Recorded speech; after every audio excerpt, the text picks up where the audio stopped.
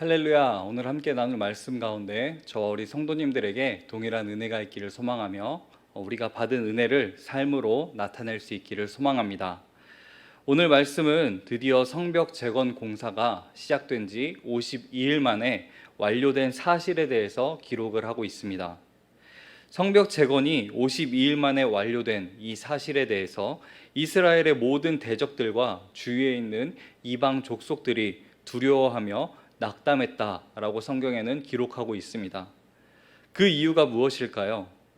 성경에서는 한마디로 정의를 내리고 있습니다.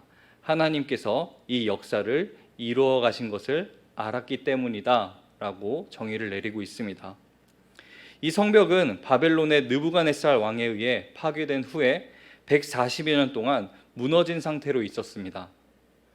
느헤미야가 처음 성벽을 살펴볼 때에도 성한 곳은 아무것도 없었습니다. 완벽하게 무너져 있는 그 상태였습니다. 처음부터 성벽을 짓기 위해 기초가 마련된 땅이 아니라 무너진 성벽들을 치우는 작업부터 시작을 했어야 했습니다. 그리고 당시 날짜를 확인해 보면은 8월에서 9월 사이 성벽 재건이 이루어졌습니다. 이 시기는 이스라엘에서 건기이기 때문에 걷기만 해도 땀이 나는 그런 시기였습니다. 그런 시기에 벽돌을 등에 메고 공사를 했던 것입니다. 뿐만 아니라 성벽이 재건되기까지 내부적으로는 대적들과 내통해서 성벽 재건을 방해하는 세력이 존재했었고, 또 외부적으로는 심리적, 물리적 압박을 통해서 성벽 재건을 방해하려는 무리들이 존재했습니다. 이렇게 여러 정황으로 볼 때 성벽 재건이 52일 만에 완성되었다는 것은 기적과도 같은 일이었습니다. 하지만 느헤미야와 유다 백성들에게 있어서 이 일은 단순한 기적이 아니었습니다. 느헤미야는 끊임없이 하나님께 기도하며 이 일이 하나님께서 계획하신 일이며 하나님께서 이 일 가운데 함께 하심을 고백했고, 또 하나님께서 이 일을 이루어 나가셨다는 것을 고백했습니다. 주여 구하오니 귀를 기울이시사 종의 기도와 주의 이름을 경외하기를 기뻐하는 종들의 기도를 들으시옵소서. 하나님의 선한 손이 나를 도우셨습니다. 우리 하나님이여 들어주시옵소서. 우리가 우리 하나님께 기도합니다.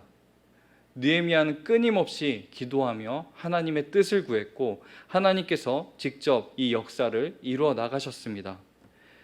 즉 느헤미야와 유다 백성들에게 있어서 성벽이 52일 만에 재건된 것은 자신들의 힘으로써 도저히 불가능한 일을 어떻게 우연처럼 또 기적처럼 이루어 나간 것이 아닌 기도하면서 주님이 하심을 고백하는 가운데 이루어 나간 일이었습니다. 대적들이 하나님께서 이 역사를 이루신 것을 알았다라는 것은 느헤미야와 유다 백성들이 끊임없이 주님이 하심을 고백하며 나아갔기 때문입니다. 사랑하는 성도 여러분, 그리스도인답게 살아야 합니다. 그리스도인다운 삶을 살아갑시다.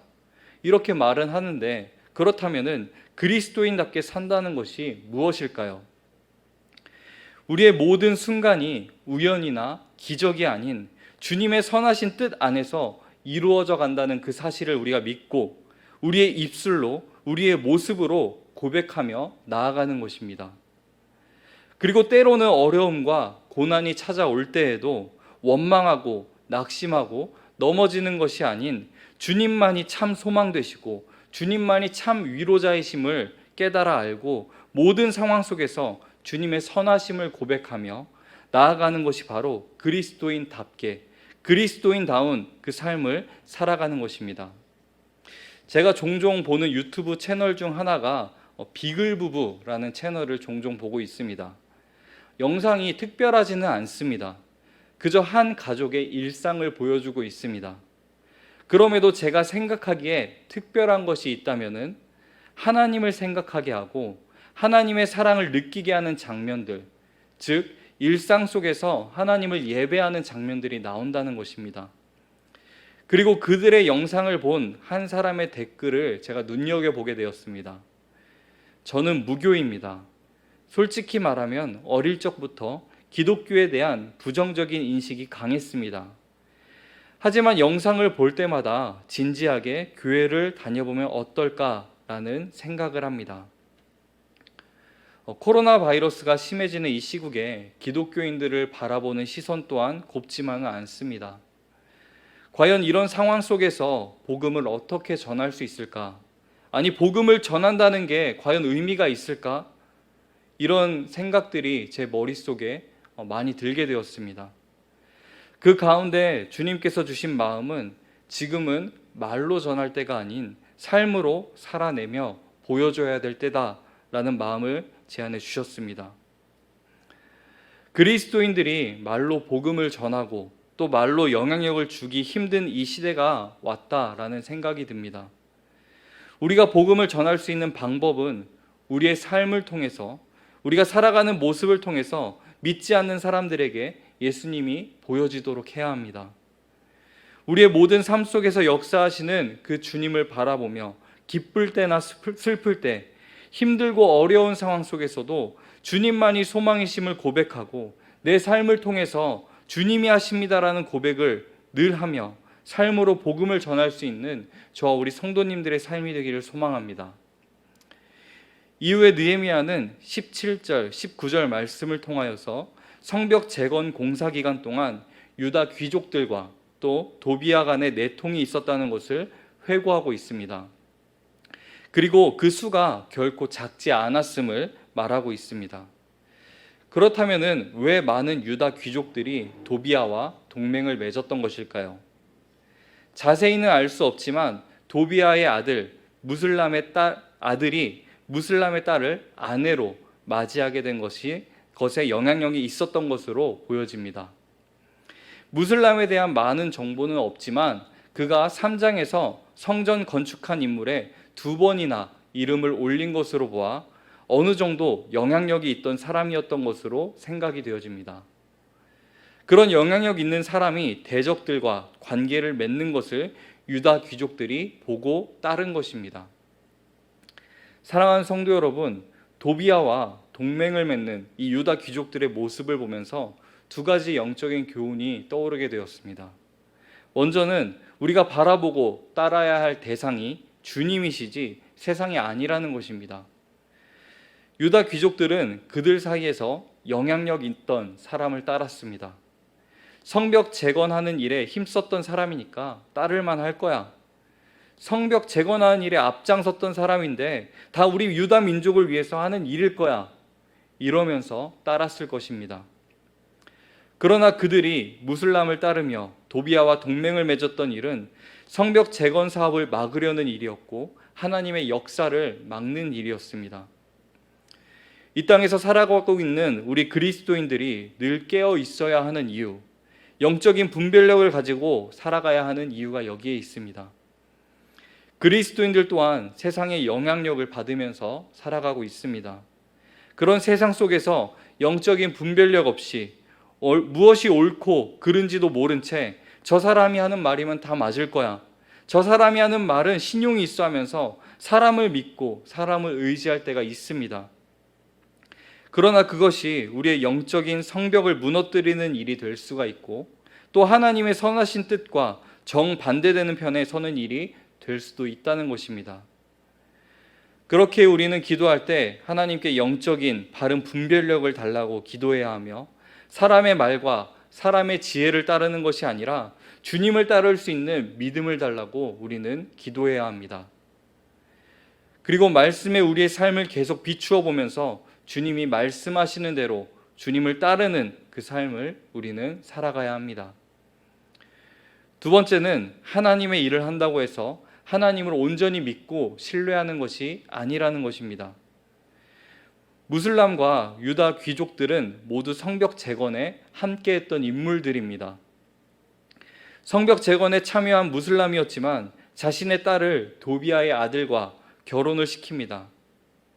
어떠한 이유에서 결혼을 하게 된 것인지 알 수는 없지만 지난 시간 말씀 나누었던 것들을 생각해 본다면 생계 유지의 문제를 해결하기 위해서 그랬을 수도 있겠다라고 생각해 볼 수가 있습니다.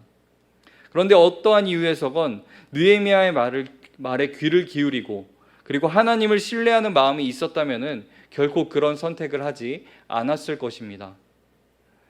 결국 무슬람은 하나님보다 세상을 더 의지했다는 것이고, 그런 무슬람을 유다 귀족들이 따랐다는 것입니다. 하나님의 말씀이 내 귀에 떨어졌는데도, 듣기는 들었고 보긴 보았는데도 하나님을 온전히 믿고 따르지 않는 자들이 많았음을 보여주고 있습니다. 세상과 주님 사이에 양다리 걸치는 사람들이 많았다는 것입니다.